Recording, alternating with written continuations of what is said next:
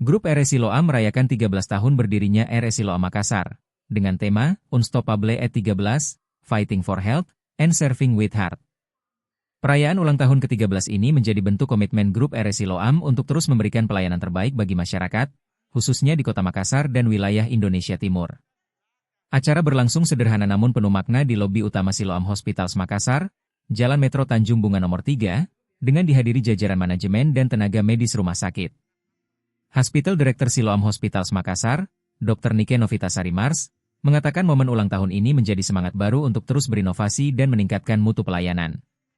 Kami mau jadi yang terbaik di Makassar, Sulawesi Selatan, dan Indonesia Timur. Tidak hanya fighting untuk kesehatan, tapi juga serving with heart, melayani pasien dan customer dengan kasih, memberikan yang terbaik, ujarnya. Pada kesempatan tersebut, Dr. Niken mengumumkan rencana peresmian gedung baru setinggi 5 lantai yang dilengkapi dengan berbagai fasilitas modern guna menunjang pelayanan kesehatan.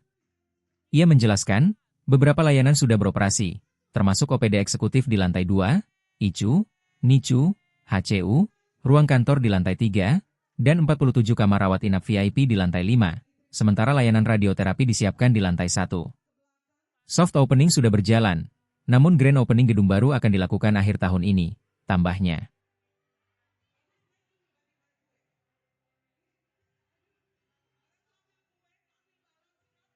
Download Tribun X sekarang, menghadirkan lokal menjadi Indonesia.